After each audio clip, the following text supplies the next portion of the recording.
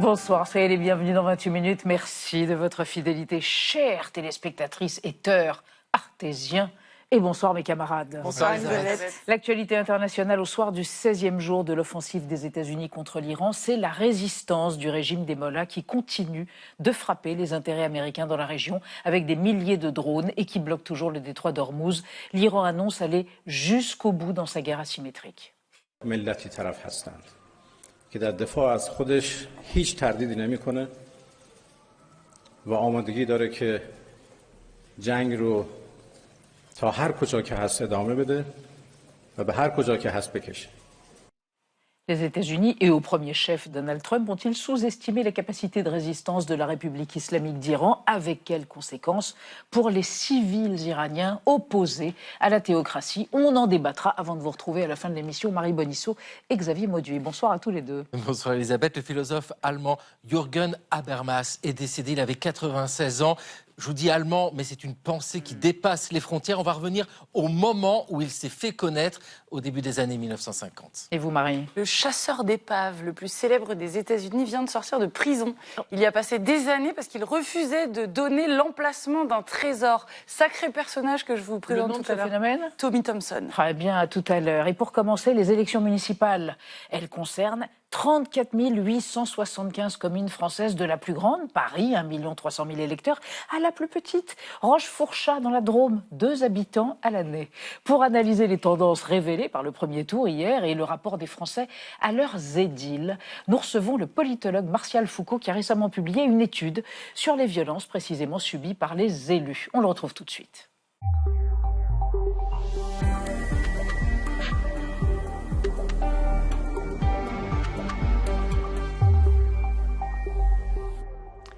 Martial Foucault, casse-tête démocratique, avenir des communes françaises aux éditions de l'Aube. Cet essai remarquable vient de paraître. Je vous présente Alan Diaye et Benjamin Sportouche. Martial Foucault, avant qu'on évoque, d'abord qu'on découvre un point réalisé par Gaël Legras sur ce premier tour et qu'on en parle avec vous, la plus grande surprise selon vous de ce premier tour des municipales hier, c'est quoi? C'est l'effondrement du bloc central de la Macronie Il y a les grandes et les petites surprises. La grande surprise, c'est le succès historique de la France insoumise. Et peut-être les plus petites surprises, l'effacement ou l'échec annoncé et confirmé du bloc central. Et peut-être un succès ou une surprise en demi-teinte pour le Rassemblement national. Très bien. Et ben, on va donc déplier toutes ces surprises après le point par Gaël Legras. Martial Foucault, vous êtes chercheur et professeur à Sciences Po Paris. Votre dernier livre, consacré aux communes françaises, est présenté comme un plaidoyer en faveur de la démocratie communale et de son renouveau. Pour tirer les enseignements du premier tour des élections municipales, vous avez le profil idéal. Louis Alliot à Perpignan, Steve Briouat à Hénin-Beaumont ou encore Nelson Chaudon à Beaucaire, réélu au premier tour. D'excellents scores à Toulon, Agde, Carcassonne, Menton, Douai. Le Rassemblement national augmente son implantation au niveau local. Et en accordant 35,02% à Franck Alizio, proche des 36,7% du sortant Benoît Payan, les Marseillais seront peut-être à jamais les premiers à élire un maire RN dans une ville de plus de 800 000 habitants dimanche prochain. Hier, à 20h06 pétante, Jordan Bardella a réclamé l'union des droites qui se ressemblent. Le Rassemblement national tend la main aux listes de droite sincères, aux listes indépendantes et à tous ceux qui refusent à la fois le désordre de l'extrême gauche et la dilution dans le macronisme. Autre fait marquant, la poussée de la France insoumise. Élection de Bali Bagayoko à Saint-Denis, première place à Roubaix et Limoges, position dominante à gauche à Toulouse, position d'arbitre à Nantes ou à Lille. Nous tendons la main aux autres listes engagées dans ce scrutin pour permettre, partout où la droite et l'extrême droite menacent, la constitution d'un front antifasciste. Réponse du Parti socialiste, peut-être ben que oui, peut-être ben que non, car... Il n'y aura pas d'accord national entre le Parti socialiste et la France insoumise. Ce qui signifie que les candidats feront bien ce qu'ils veulent dans leur ville, comme à Toulouse où l'insoumis François Piquemal et le socialiste François Briançon ont déjà trouvé un accord. Sinon, ALR... La seule consigne ce soir que je donne, c'est aucune voix pour LFI. Comme à Renaissance, nous ferons ce qu'il faut pour empêcher les extrêmes de gagner. On s'est contenté des déclarations minimum. Les candidats ont jusqu'à mardi 18h pour négocier et se maintenir, fusionner ou se désister. Seul un département d'irréductibles gaulois résiste à la fièvre du second tour, la Mayenne, où tous les maires ont été élus dès hier soir. Il y a quelque chose aussi peut-être qui vous a frappé, Martial Foucault, c'est l'abstention. Record. Oui, record, mais on est sur une baisse tendancielle depuis 1983. Oui. Élection après élection, on voit cette participation s'effriter. Ça veut dire quoi? Il y a une fatigue démocratique ou alors les municipales, c'est un enjeu qui peine à être sérieux et crucial? Alors, il y a un phénomène nouveau pour ce scrutin de 2026, parce qu'on a modifié le mode de scrutin pour les petites communes de moins de 1000 habitants. Et si vous voulez, il y avait 68% des communes où il n'y avait qu'une seule liste. Je mets au défi un électeur pensant que son bulletin de vote va être décisif, d'être mobilisé face à une offre se résumant à une seule liste. Donc, nécessairement, et je crois qu'il faudra être très attentif sur le nombre de bulletins blancs et le nombre de bulletins nuls. On devrait voir une progression historique de ces bulletins. Puis la deuxième raison, ça c'est un phénomène nouveau pour le scrutin d'hier, la participation a augmenté dans les très grandes métropoles. Ça veut dire que... Jeunes ? Les jeunes, l'offre électorale, on parlait de la présence de la France insoumise, qui a sa capacité à mobiliser un électorat qui habituellement boude les scrutins, locaux ou nationaux. Et donc dans ces grandes métropoles où il y a un enjeu très politisé, il y a vraiment des conflits idéologiques sur une vision de la ville, eh bien ça peut permettre à une remobilisation des électeurs. Alors vous parlez d'un succès pour LFI, mais pas pour le RN, à la même hauteur que LFI. Il n'y a pas une radicalisation à la même hauteur de nos territoires? Le RN, quand on regarde finalement les succès du premier tour, ce sont les villes déjà conquises qui ont été de nouveau renouvelées. Pensez à Perpignan, Loué-Alliot, par exemple. Hénin-Beaumont, Fréjus. Quelques gains. Je trouve que la ville de Cannes-sur-Mer, plus de 30 000 habitants, c'est un nouveau gain. Mais la concentration des succès ou des possibilités pour le RN de se maintenir au second tour, c'est essentiellement le sud-est de la France, donc ce pourtour méditerranéen. Et peut-être de la déception pour le RN dans le reste du territoire, en particulier dans le Nord, où on pensait que le RN, c'est-à-dire ce RN social qui se présente, c'est-à-dire sur des questions d'inégalité, de déclassement social, pourrait prospérer. Finalement, ils sont que dans très très peu de communes en situation d'envisager la victoire. Et sa prégnance donc dans le sud, au bassin méditerranéen, ça dit quoi? Ça dit que le RN, les électeurs qui aujourd'hui ont voté pour le RN, ont voté aussi parce que la droite de gouvernement est en recul et le RN profite à plein de ce changement. Et puis c'est un RN que l'on qualifie de plus identitaire sur des questions beaucoup plus culturelles dans le sud de la France. Et là, manifestement, ils ont trouvé un électorat très fidèle. Alors on va évoquer avec vous, Martial Foucault et Ghana, des maires qui ont fait le choix de gérer leur commune à deux.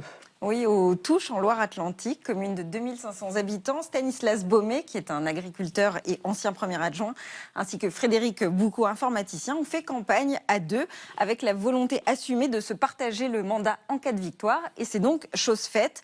Les Touchois auront 2 maires, ce qui veut dire 2 fois plus de présence pour les administrés, et puis un partage des tâches et des responsabilités assez salvateur pour les élus. Même cas de figure à Saint-Élouestre dans le Morbihan, qui a choisi là aussi 2 maires pour le prix d'une, Marie-Hélène Géano et Martine Audic, toutes 2 retraitées et grand-mères. C'est important, vous allez voir pourquoi.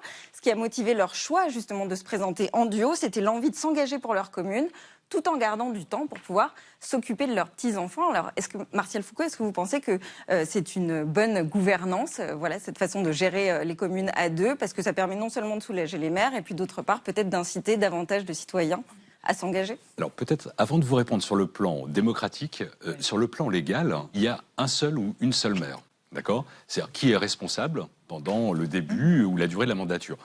Et pourquoi je pense que ça soulève une question démocratique intéressante. Ça veut dire que pour ces communes, certainement qu'à mi-mandat, on dira voilà, pendant 3 ans, j'ai été en première ligne, maintenant je passe la main. Passer la main, ça veut dire qu'on ne fait pas appel de nouveau aux électeurs pour exprimer un choix. Donc, vous voyez, je pense que ça part d'une très bonne intention en disant la fonction est chronophage, elle oblige à être toujours présent, donc on va être deux. Et elle est difficile. Et elle est difficile, absolument.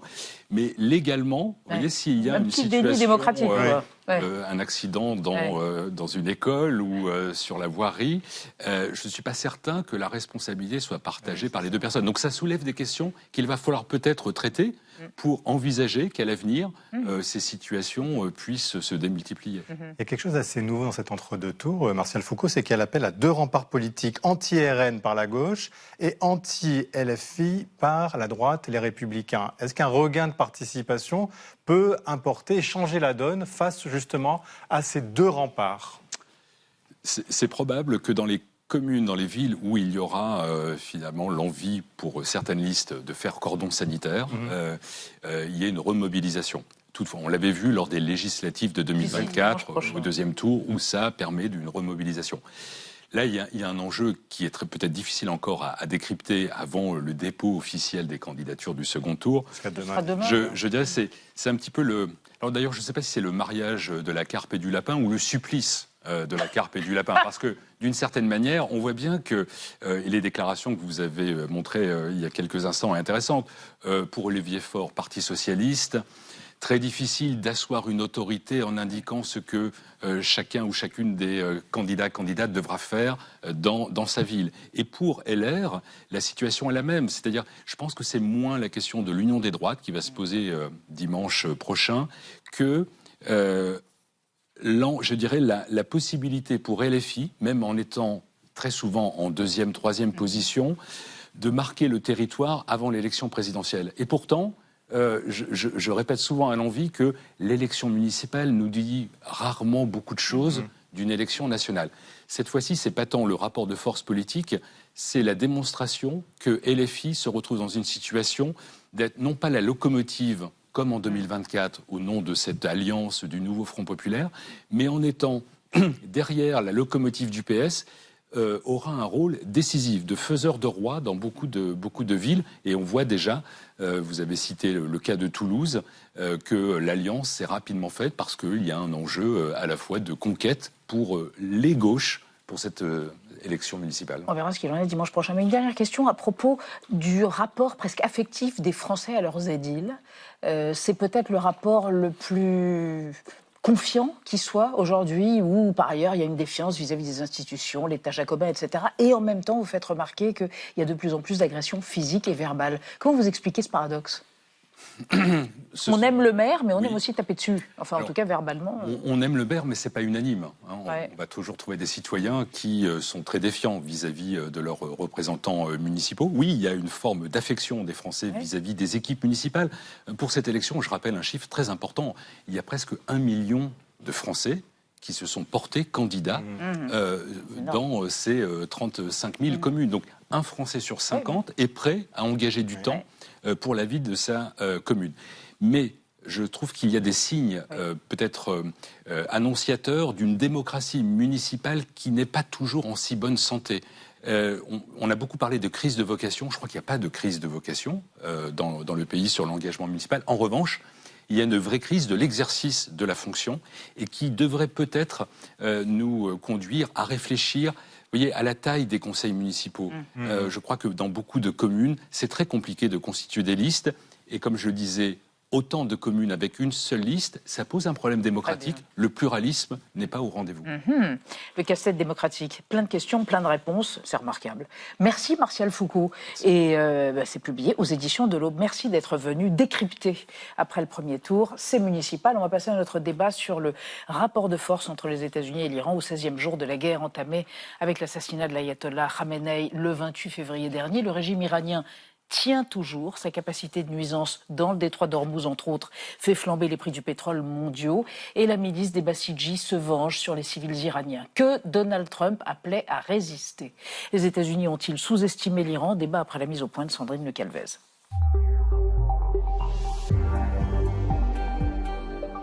Donald Donald Trump misait sur un succès rapide en lançant le 28 février l'opération Fureur épique. A-t-il crié victoire trop vite? Iran were doing very well. We took a little excursion because we felt we had to do that. We've won. Let me say it, we've won.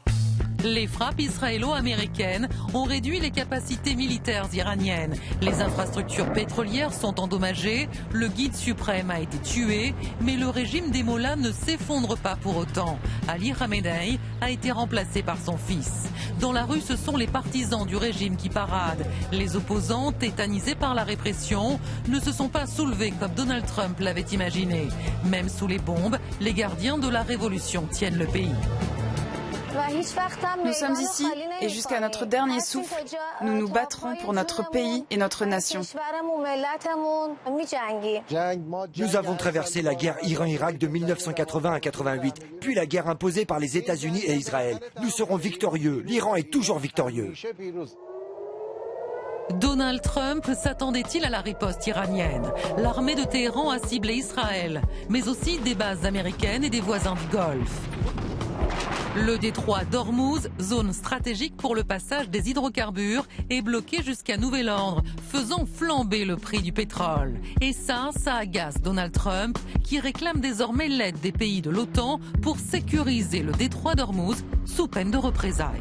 We're always there for NATO. We're helping them with Ukraine. And be interesting to see what country wouldn't help us with a very small endeavor, which is just keeping the strait open. Alors Donald Trump est-il pris à son propre piège en Iran? Les États-Unis s'étaient-ils suffisamment préparés à ce conflit? Comment expliquer la résistance du régime iranien?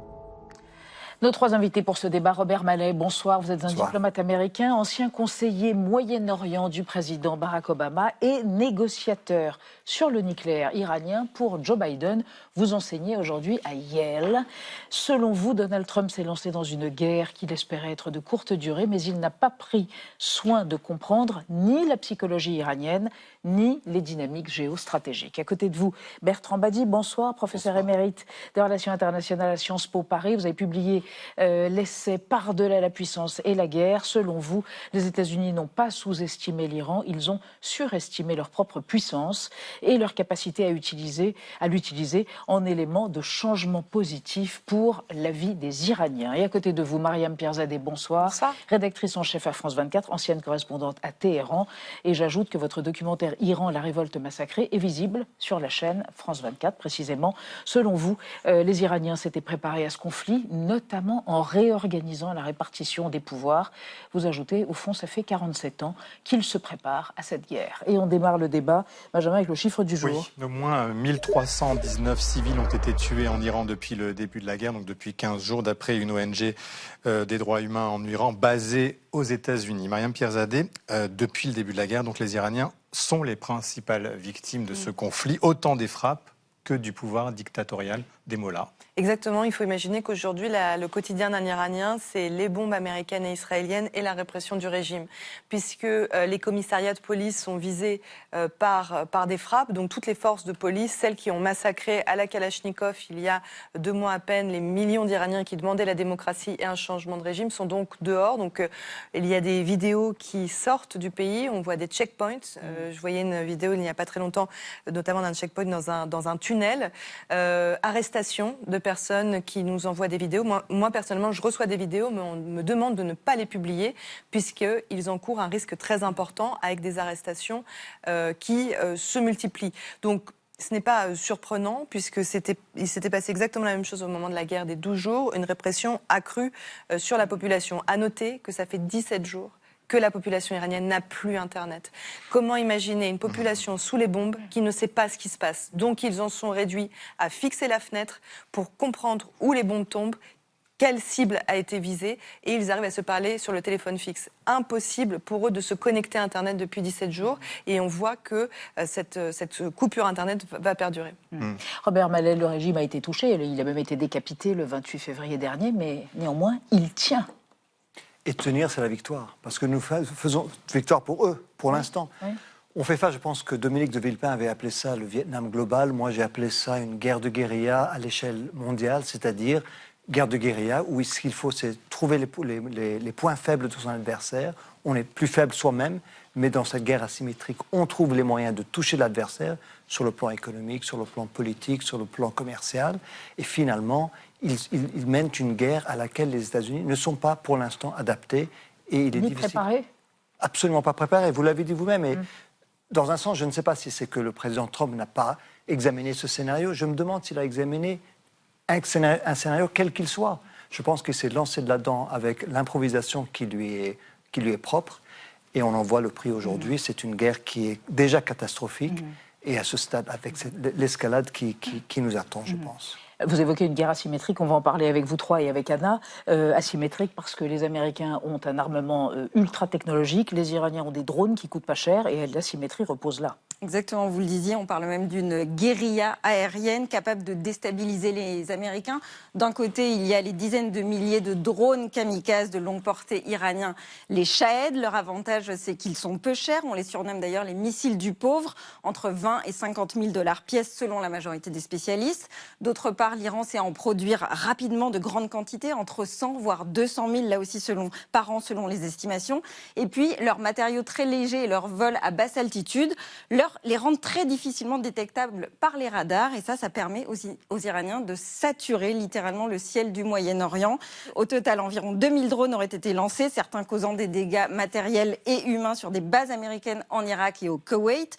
D'autres ont ciblé des ambassades, des installations énergétiques, des ports, des hôtels. Ça a été le cas aux Émirats arabes unis, au Qatar, à Oman et au Bahreïn. Donald Trump a d'ailleurs déclaré cet après-midi que plus de 95% des drones iraniens auraient été détruits. Quant aux États-Unis, eux utilisent plutôt des missiles classiques, autour de 3 millions € pièce en moyenne. Une centaine de missiles Patriot auraient été tirés depuis des avions de chasse ou bien des bases système sol-air. Et là, l'équation économique n'est plus du tout la même. À ce jour, on estime que le coût total de la guerre pour les Américains est évalué à près de 2 milliards de dollars par jour. Bertrand Badi, est-ce que cette guerre, elle va se jouer sur la capacité des deux pays, les États-Unis et l'Iran, à renouveler leur stock d'armes ? Alors, il faut partir d'une idée très simple qui va étonner et choquer, mais la faiblesse n'est plus l'envers de la puissance. Et c'est ça la nouvelle équation des relations internationales aujourd'hui. En fait, c'est pas d'aujourd'hui, c'est des guerres de décolonisation que l'on a découvert ce phénomène. Ça veut dire quoi ? Ça veut dire que le faible, dans ce qu'on appelle maintenant les guerres asymétriques, dispose de quantités de ressources contre lesquelles le puissant ne peut pas ou ne peut plus agir. Et de ce fait, ça empêche la puissance de faire ce pourquoi elle a été inventée, c'est-à-dire imposer un ordre favorable au vainqueur. Et donc, ça veut dire que nous passons d'un rapport que le grand stratège Clausewitz appelait le rapport du faible au fort, à un rapport qui est celui de l'ordre au désordre. C'est-à-dire qu'autrefois, on était puissant pour créer un ordre qui vous est favorable. Maintenant, il ne reste plus qu'une chose, c'est créer du désordre. Créer du désordre, affaiblir celui d'en face, mais en l'affaiblissant, on lui donne des ressources. Et c'est très exactement ce qui est en train de se passer en ce moment. Et ça veut dire quoi ? Ça veut dire que le faible, dans sa riposte, il peut créer un désordre extrêmement coûteux pour le puissant et un désordre qui, à lui, ne lui coûtera pas cher. Mais Robert Mallet, un faible peut céder à un moment donné. Est-ce que l'Iran n'est pas aussi un régime aux abois, qu'on ne le voit pas actuellement vraiment, mais qui a une forme de fébrilité qui peut se manifester dans les jours à venir ? Fébrilité, bien sûr, dans le point de vue... Et d'effondrement. Intérieur. Non. Effondrement, écoutez, mais même s'il s'effondre, il existe encore. C'est-à-dire qu'il s'effondre, il ne disparaît pas. C'est une guerre civile, avec des ressources de violence et de chaos et d'instabilité. Donc, l'issue, c'est quoi la victoire pour les États-Unis ? On ne la voit pas. C'est remplacer ce régime par un régime... Quel est le but de guerre ? D'ailleurs, le grand problème, c'est qu'il n'y avait jamais de justification claire à cette guerre. Il n'y a pas d'objectif clair non plus. Et c'est ça le problème pour les États-Unis, c'est qu'ils ont lancé cette guerre sans raison, sans véritable justification. Mais s'il n'y a pas de but de guerre, il n'y a pas forcément de défaite non plus. Trump pourra dire... Eh bien, tout à fait. C'est pour ça que l'espoir aujourd'hui, c'est qu'un jour Trump se réveille, qu'il se dise, parmi les 1000 objectifs que j'ai pu déclarer ces derniers jours, il y en a un objectif que je vais identifier aujourd'hui, je l'ai achevé et c'est bon. Et ça ne m'étonnerait pas du tout qu'un jour, ils se disent, on a gagné. Ok, qu'on lui donne cette victoire, parce qu'il faut que cette guerre se termine avant que les pertes civiles et que les pertes économiques et le chaos ne se généralisent. Mariam Pierzadeh, l'effondrement est désirable, mais semble repousser, de semaine en semaine, d'année en année, l'effondrement du régime iranien. On ne peut pas parler au nom de 90 millions de personnes, mais en tout cas, ce que je remarque de mes contacts sur place, il y a une peur commune, c'est que ce régime reste en place. Et dans tous les scénarios évoqués par Donald Trump, le régime est là. Puisqu'il a d'abord dit j'ai pensé à quelqu'un pour diriger l'Iran, mais il a été tué, donc ça veut dire que c'était quelqu'un du régime. Ensuite, il a dit je veux être partie prenante du choix du guide. Ce qui est inquiétant, c'est de se dire... Alors déjà, je pense qu'ils ont deux agendas qui ne sont pas les mêmes avec les Israéliens. Les Israéliens assument clairement un changement de régime, mais même eux commencent à dire qu'il n'y a pas d'alternative à ce régime. Et c'est là où c'est inquiétant. C'est-à-dire que là, c'est comme un livre ouvert et la page, elle est au milieu. Ce régime s'est préparé à cette guerre déjà donc depuis 47 ans, comme je disais, mais particulièrement depuis la guerre des 12 jours du mois de juin. Les semaines précédant ces frappes... Tout le monde savait qu'il y allait avoir une guerre. Elle a été avancée, cette guerre, parce qu'il y a eu le Mossad qui a eu cette information selon laquelle Ali Khamenei allait se réunir avec tous les caciques du régime à un endroit précis. Donc cette frappe a été ordonnée le samedi 28 février au matin. Mais les semaines avant, Ali Larijani, qui aujourd'hui dirige l'Iran avec les gardiens de la Révolution, s'est déplacé à plusieurs reprises à Moscou pour y rencontrer Vladimir Poutine. Ils ont mis en place tout un système de successeurs et ont demandé aux grands commandants des gardiens de la Révolution de désigner eux-mêmes 3 successeurs. D'ailleurs, Ali Khamenei n'avait pas mis son fils sur la liste des successeurs, Mojtaba Khamenei.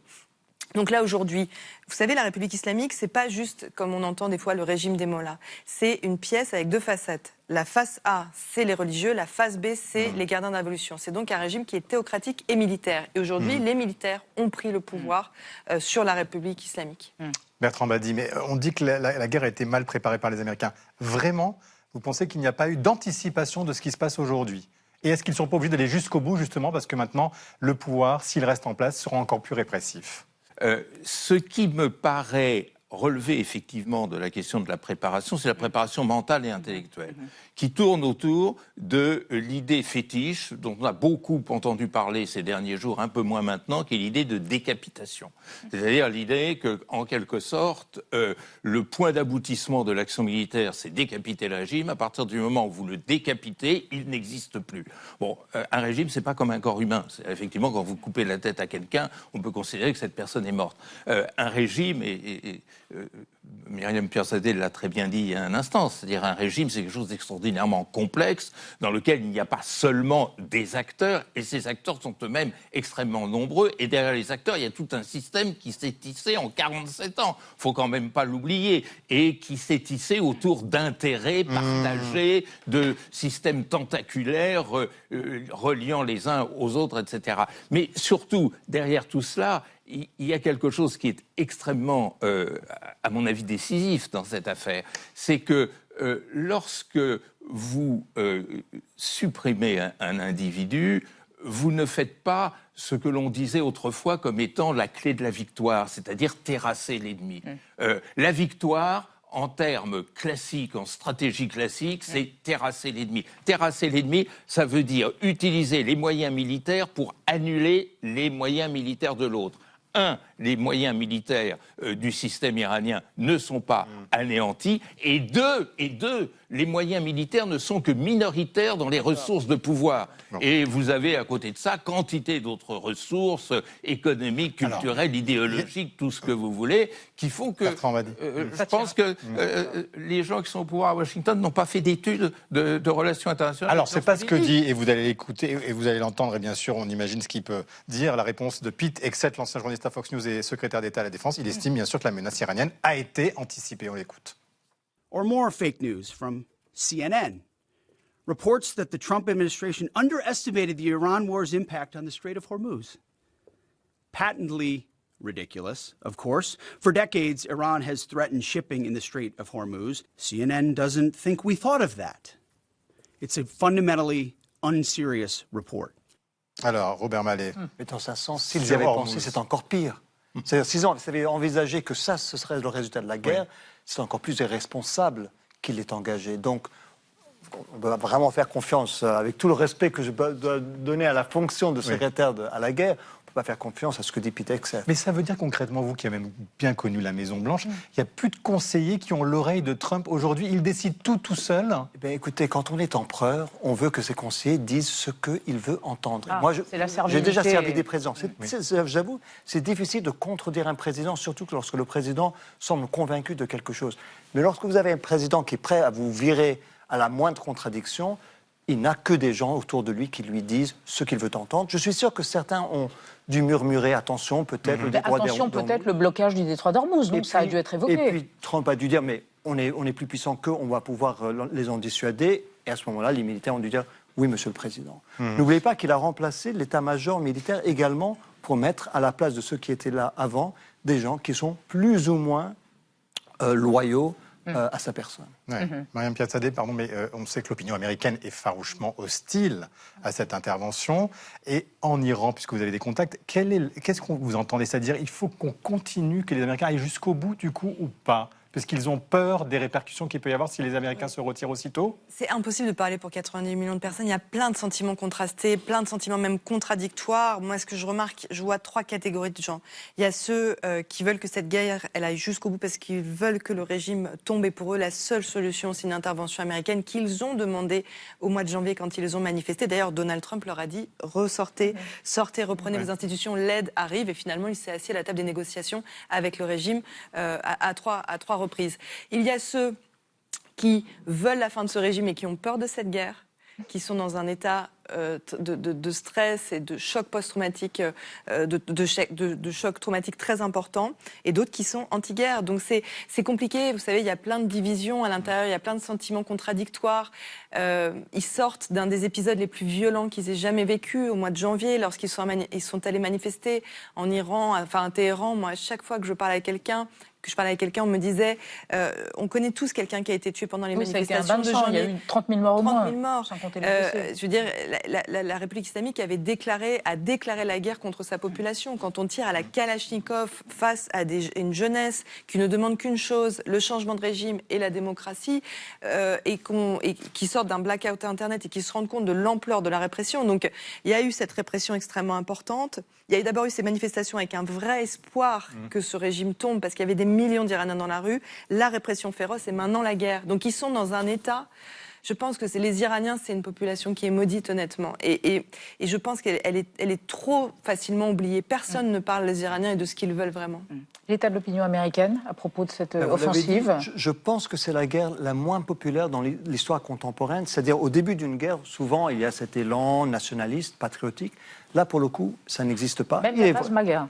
Même, pardon? Même la base MAGA. Ben, la base MAGA, elle est assez divisée. Je suppose la majorité est avec Trump parce qu'elle le sera toujours. Mais il y a des voix très indépendantes, Tucker Carlson, d'autres, qui disent, mais vous nous avez promis pendant toute votre campagne que vous étiez contre ce genre de guerre, ces guerres interminables, ces guerres stupides au Moyen-Orient, à quoi ça sert?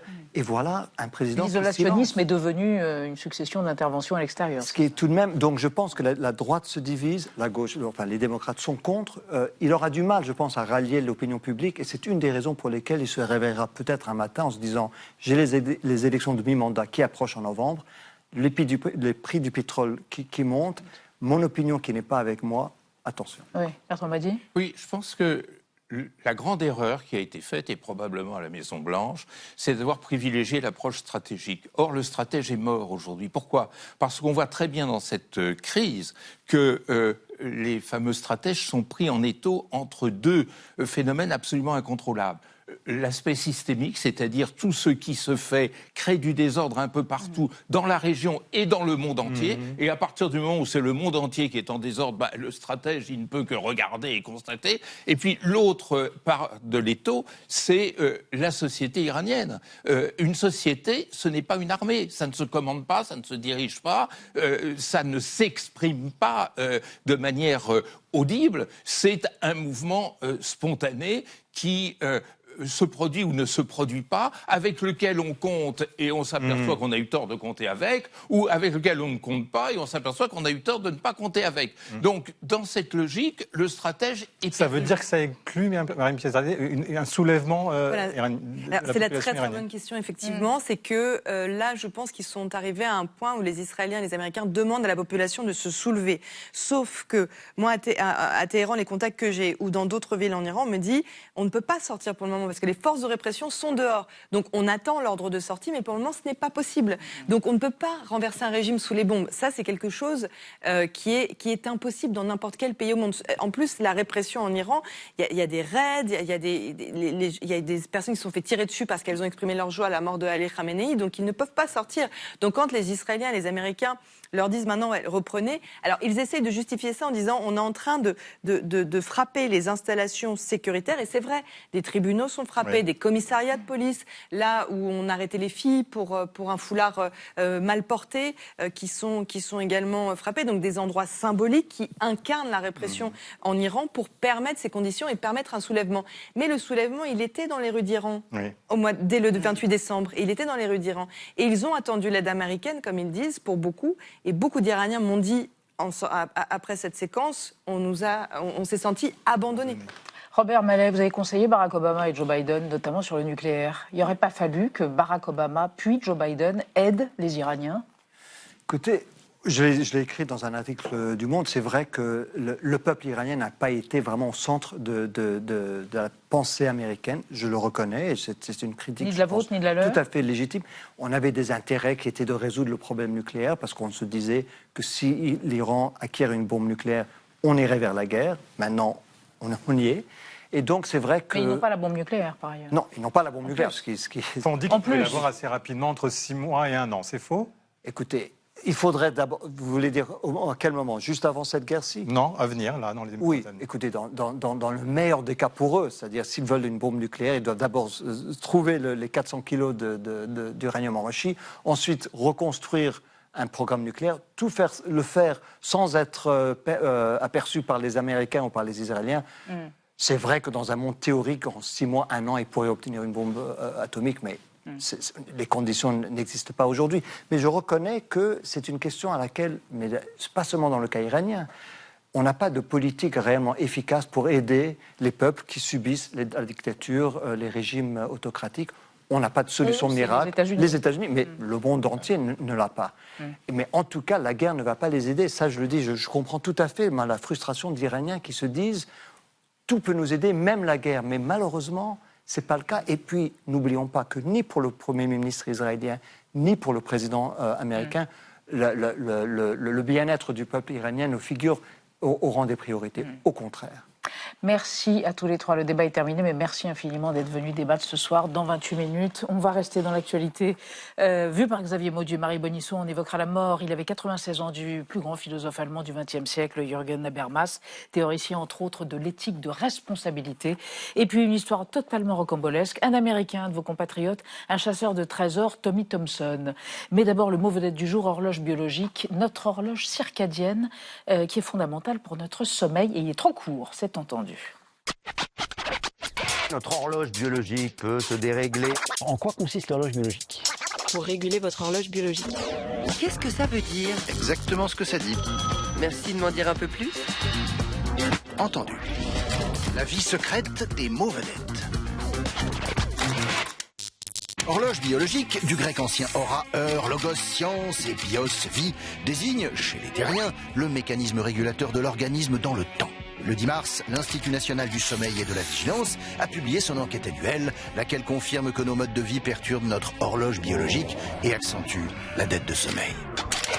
Les Français ne pioncent pas assez. 6h50 par nuit, c'est moins que la recommandation de 7 à 9h pour les adultes et 8 à 10h pour les ados. 50% des Français interrogés se réveillent crevés. Un quart dort même moins de 6 heures par nuit, alors que 42% estiment que bien dormir est le premier pilier de santé, devant bien manger, 38%. Les coupables sont connus et courent toujours. Pollution, sonore et lumineuse, chaleur, horaire de travail décalé, hyperconnexion. 58% des Français dorment avec leur smartphone allumé. Des grains de sable qui grippent l'horlogerie suisse du corps humain, en particulier l'horloge biologique circadienne, dame patronnesse du cycle jour-nuit. Cette pendule du dodo dépend de la mélatonine, l'hormone du sommeil produite la nuit, puis remplacée le jour par le cortisol, l'hormone du stress qui maintient éveillé. Le corps recèle d'autres horloges de précision assurant sa chronobiologie, infradienne, ultradienne ou celle tant redoutée du vieillissement qui définit notamment la période de fertilité. Dès le XVIIIe siècle, un astronome avait subodorer l'existence d'une horloge biologique en observant des plants de mimosa placés dans le noir. En 2017, une équipe américaine a démontré les mécanismes moléculaires actifs dans cette toquante génétique et obtenu le Nobel de médecine. Une acrobatie digne du circadien du soleil. Thibault Nolte en forme, Marie Bonisseau et Xavier Mauduit, tout. Alors, c'est l'heure de vos chroniques. Xavier, le philosophe allemand Jürgen Habermas est mort samedi à 96 ans, un des penseurs les plus influents de sa génération. Un intellectuel de combat, et vous allez nous rappeler un de ses combats centraux. Oui, c'est ça, oui, parce que c'est un homme qui se fait remarquer très jeune, Jürgen Habermas. Il a seulement 24 ans, quand précisément, le 25 juillet 1953, il fait paraître un article dans le journal général de Francfort, le Frankfurter Allgemeine Zeitung. Et dans cet article, Habermas s'intéresse à Heidegger, Martin Heidegger, la grande figure de la philosophie. En fait, Habermas vient de lire l'introduction à la philosophie d'Heidegger, un ouvrage qui vient de paraître, mais qui en réalité est un cours de 1935, donc qui paraît en 1953, sans qu'aient été enlevés les passages qui évoquent la grandeur du national-socialisme, c'est-à-dire le nazisme. Qu'écrit Habermas ? Bon, alors déjà, son article, il l'intitule « Penser avec Heidegger contre Heidegger ». Et Habermas s'interroge, il se dit, mais comment un grand penseur comme ça n'a rien vu de l'horreur qu'est le nazisme ?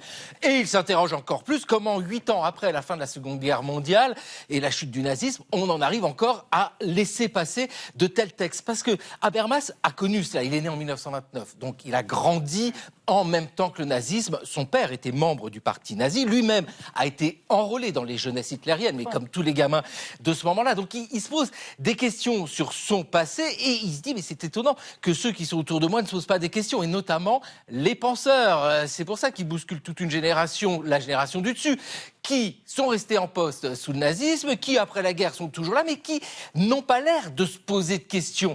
Et en cela, Habermas est un intellectuel, mais intellectuel, vous savez, au sens originel du mot, ce mot qui naît à la fin du 19e siècle en France, au moment de l'affaire Dreyfus, pour désigner les penseurs, alors philosophes, historiens, écrivains, on pense à Zola, bien sûr, qui décident de prendre la parole dans le débat public pour dénoncer les injustices, les errements du monde. Et là, l'article que fait paraître en 1953 Habermas, il bouscule et il est remarqué notamment par un philosophe, sociologue, Théodore Adorno, qui se dit, mais c'est qui ce jeune homme ? Alors, il va le chercher.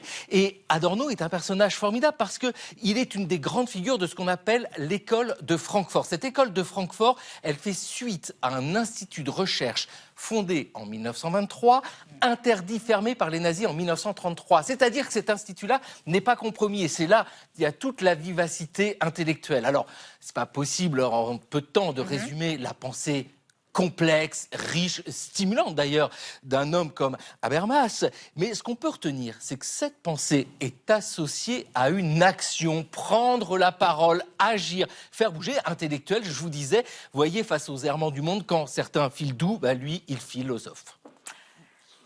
Parfait, on est lundi, ça promet, merci. Et je pense qu'un certain nombre de gens vont être tentés de le lire après votre explication lumineuse. Alors Marie, aux États-Unis, un célèbre chasseur de trésors englouti a fait 11 ans de prison, non 10 ans de prison, sans jamais révéler l'emplacement des pièces d'or disparues qu'il convoitait. Ouais, il n'a rien lâché, il n'a rien dit. Il a rien dit, Tommy Thompson, alors que tout le monde rêve de savoir où sont ces pièces d'or. On parle du plus gros trésor englouti de l'histoire des États-Unis, c'est celui du SS Central America, qu'on surnommait The Ship of Gold, un bateau bourré de lingots trouvé en Californie. On est au milieu du 19e siècle, 1857, c'est la ruée vers l'or. Et ce gros bateau à aube, il a une mission, c'est de ramener l'or de l'ouest à l'est, aux banques de la côte est américaine. Il ne va jamais arriver, il coule à vent au large de la Caroline du Nord, faisant plus de 400 disparus et un krach boursier au passage. Cette histoire, aux États-Unis, elle obsède plein de gens qui adorent l'argent, dont Tommy Thompson, scientifique de l'Ohio, qui, en 1988, donc plus de 130 ans plus tard, va faire construire un sous-marin ultra perfectionné qu'il appelle Nemo pour aller retrouver cette épave. Il y arrive. Elle l'attend à plus de 2 km de profondeur dans l'océan Atlantique. Tommy devient un héros national. Il est assis sur un trésor estimé à 150 millions de dollars. Alors évidemment, qui dit trésor dit embrouille. Rackham le Rouge, il n'avait pas beaucoup d'amis. Alors il y a d'abord les descendants des compagnies d'assurance de l'époque du SS Central américain qui arrivent et puis qui réclament un bout du magot. Alors Tommy va gagner le procès contre eux parce qu'il va dire que non, les lingots, ils ont été abandonnés au fond de l'eau à l'époque, donc c'est à qui les retrouve. Année faste pour Tommy qui revend ce trésor du SS Central America, lingot par lingot, il y en a qui atteignent des sommes folles aux enchères. Mais en 2005, ce sont cette fois les gens qui ont financé son expédition. Des copains, quoi. Ouais, qui lui collent un procès parce que dans le deal, ils étaient censés recevoir une partie de ce trésor si on le trouvait. Ils attendent toujours. Alors là, plus compliqué, Tommy Thompson disparaît. Cavale. Lui et sa copine ont leur tête placardée dans tout le pays. On les prend en filature dans une maison qu'ils viennent d'abandonner à la hâte.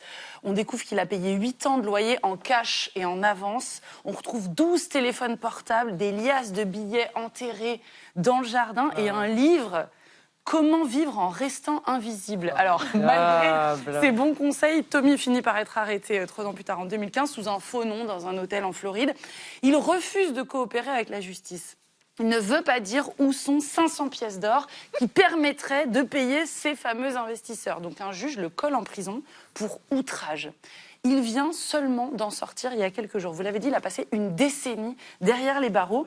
Un autre juge, en fait, a fini par se rendre compte que Tommy ne dirait rien avec cette méthode de la prison. Lui a toujours expliqué qu'il avait une maladie chronique qui lui pose des problèmes de mémoire à court terme. Alors on espère pour lui qu'il va aller mieux maintenant qu'il est libéré. Si la mémoire lui revient par hasard, qu'il n'hésite pas à me contacter. Bien sûr. Il a vendu son histoire à Hollywood là, en sortant de prison, Je pense c'est très sûr. cher. Merci Marie, merci à tous. On se retrouve demain à 20h05. Tchuss.